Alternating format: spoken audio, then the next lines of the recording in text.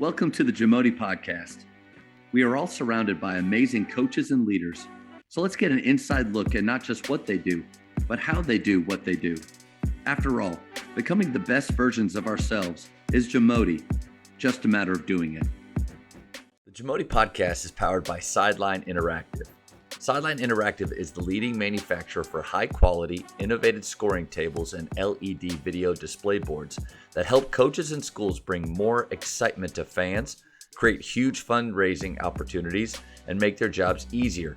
Visit sidelineinteractive.com to check out their amazing products. Love those standards. I think consistency is hard. And going back to the edge piece, I don't think that most players ever get to feel what 100% is like. And I'm even talking about in-game moments, because a lot of my guys know that I played at Baylor, but they don't know that, one, I was very average, and they also don't know how hard it was just to exist there.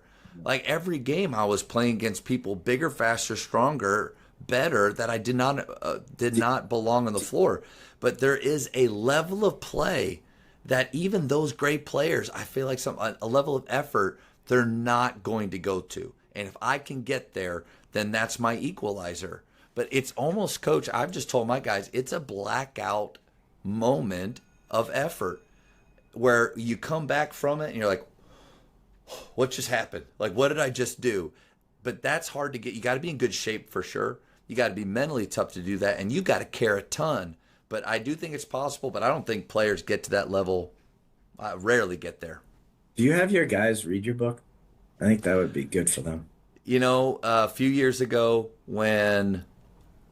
two things on that. A few years ago when it was redone, after Baylor won the championship, a Christian publisher reached out to me, and because I had self-published it 12 years ago, which was a cool thing to go through. And I feel like everybody should try to write their own book. Whether you think your life is entertaining or interesting or not, I didn't start out thinking this would be a great book. I just started, I read Alan Williams' book called Life at the End of the Bench, which later on was rebranded as Teammates Matter.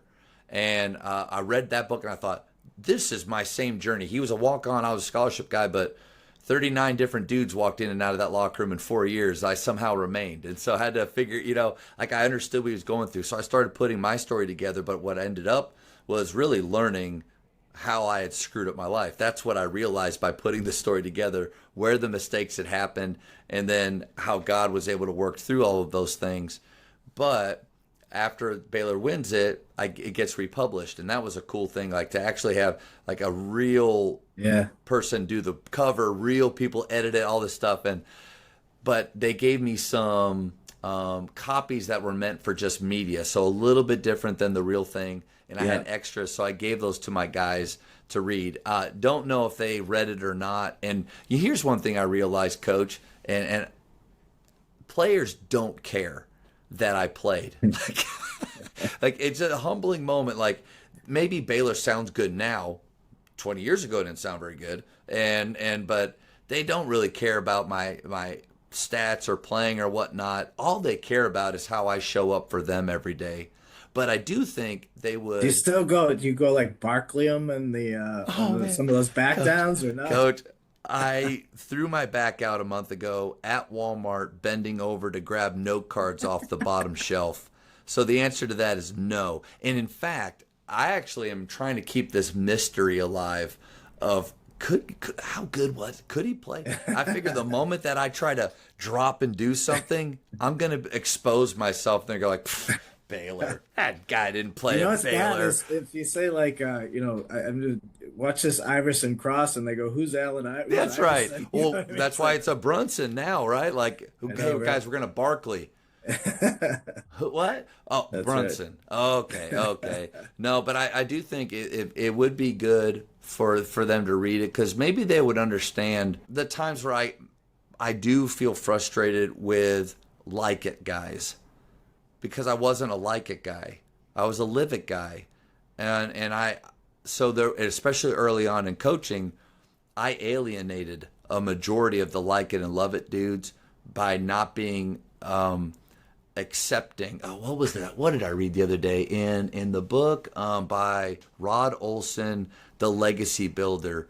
One of the coaches that the main character has to go meet with, he says, man, as leaders, we want to be easy to please, hard to satisfy. Oh, like I heard that. Like I'm the opposite, man. Like hard to please, hard to whatever. Like I wanna from now on, no matter what the player is, I want them to feel like I am pleased with them, but that I'm always wanting, like, and a big part of the thing was what your language is. He said, instead of saying but, like, man, hey, way to be here early this morning, but you got to do a little bit more when you're at open gym. Instead of that but, change it to now. Man, so glad that you came this morning. Now, let's get on the gun. And let's get a couple. Let's be intentional. Now, let's jump in with Brennan, who's leading a group of guys instead of just staying on the side. Right? Like I think that change in language is huge. Yeah. Yeah, and I think a lot of us, my father gave out compliments like, very rarely, like, what are this? What's that built in? Like hand grenades or something? But what do I do? Like, what do I do? It's kind of and I think so many of this group with coaches like that too. And I've certainly like that. I'm more like, so I think one of the things that, I struggle with, and, I'm driving my car home is like, you want to have this feeling in your program like, well, they're supposed to do that and they're doing it. So I'm just going to act like they're supposed to do that. And, I think you can get into a cycle where you're not rewarding and acknowledging those things, but yet we're the same people as coaches that are always talking about the little things. So if they're doing the little things and we're saying that they're important, we need to do a better job of acknowledging it. And I'm like, guilty as charged over here. I think that's something that is something that I recognize too much after practice, where I would like to recognize it more before. And I think that's what having great assistant coaches is huge. I think, I know as like an assistant coach, I think when I was an assistant, I thought like one of the big things to do was, it's not just like cleanup. It's not like, but I think it's playing off the head coach. And I find like the best assistant coaches are guys that can play off the head coach and like, maybe a head coach feels like he's got to be really intense that day. So the assistant coach is gonna, use a different tack. And maybe like the head coach is like, gonna be a little quieter that day. And you have to pick up on that, those kind of things. So I think that's where it's like everyone's kind of working together. When you got people working together, like I love when my assistant coach says like, hey, why don't you give that guy a, pat on the back about something. That's when you got a really great assistant, is when they're picking up on that stuff. I think that's key.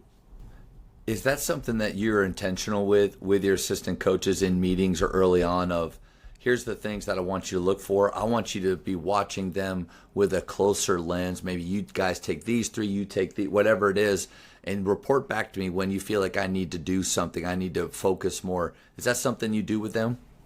I think it's like, no, I wouldn't say it's like, it's overly intentional. I want my assistant coaches to be comfortable doing that. And it takes time.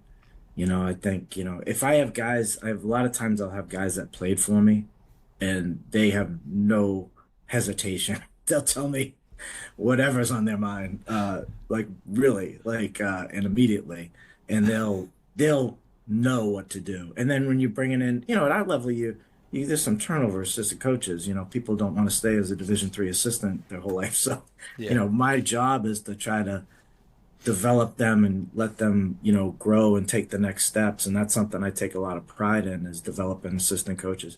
But I just feel like as an advice to assistant coaches out there, if I was an assistant coach again, I think I'd be like really good at it, because, certainly I got a lot of experience like as a head coach, and I kind of can know what they're going through.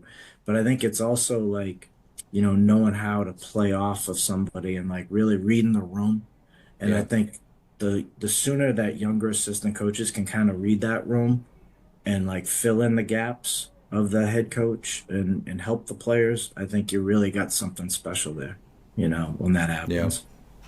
And I think especially with the younger assistant coaches, like what sometimes are here, they're all stipend coaches and guys that either I knew or played at the high school or college level, but just want to be a part of a team. And but they have full time jobs, other careers. Yeah. But I think I do a poor job of being intentional with them.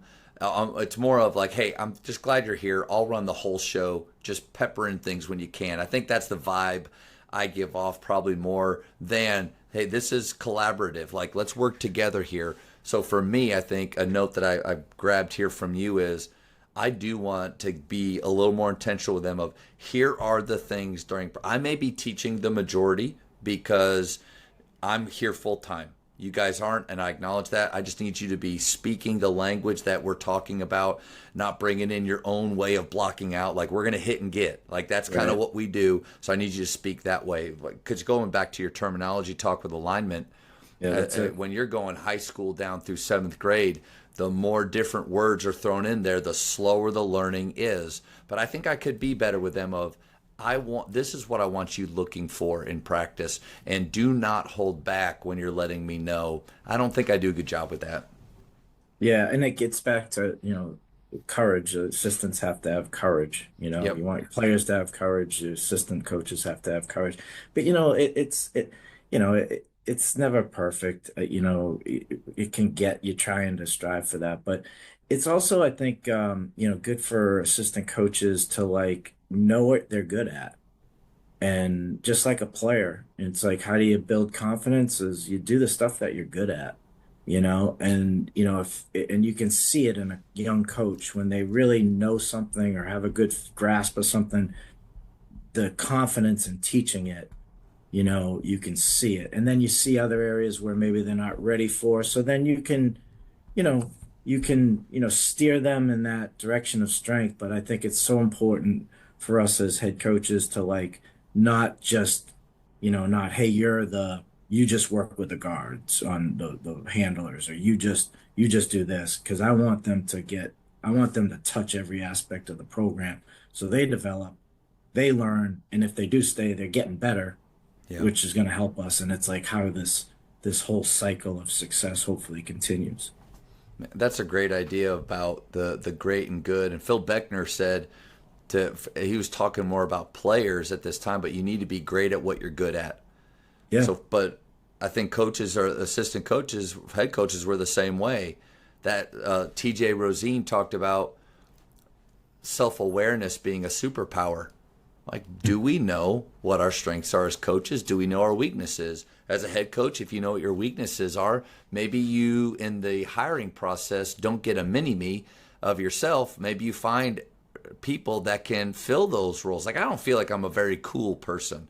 I don't have the lingo. I don't listen to the music. But if it's not Christian rap, I don't listen to it really, because that's all we put in our gym here, which before Faith, I never even knew that existed. I didn't know that was a genre, but I don't think I'm very cool. So like bringing in younger coaches that do relate in that way and have fun with them, that don't throw their back out and can play one-on-one with them after practice. Like, I think that's good, but the self-awareness piece, like as coaches, what are we good at? And whatever it is, let's be great at that. Yeah, sure. Yeah, I mean, I think self-awareness for the head coach is important. I mean, we're naturally inclined to, do what, our past experiences of, led us to this point. Like, I mean, I played for a great high school coach. He's a unbelievable defensive coach, like unbelievable. Like I learned, and a lot of the stuff that we do and we've done in our program is because of him. Tom Reiser is his name, and he's a little bit, he's tough. He was, but he learned, great teacher and great defensive mind. And, so that's how we built our identity on our man-to-man defense. We play a very aggressive man-to-man defense. It's like kind of our identity. But I'm really good at teaching that. Now, when we put in like something else, like, I'm not really good at teaching that. So, hey, learn how to teach this, because I think we're going to do this. Yeah. And that yeah. way you're empowering your assistant coaches, and you're probably going to get a better return on that teaching because they're invested in learning how to teach that secondary defense or whatever. And I wouldn't be good at it. And plus it's fun for me because I like to learn. So now I'm learning, I learned something new. Wow, this is good. And I think when you do learn something new, even if you don't always adopt it into your system, you're learning how to play against it, or you're learning how to, compete against it, which I think is really, really important. Thank you for checking out today's episode.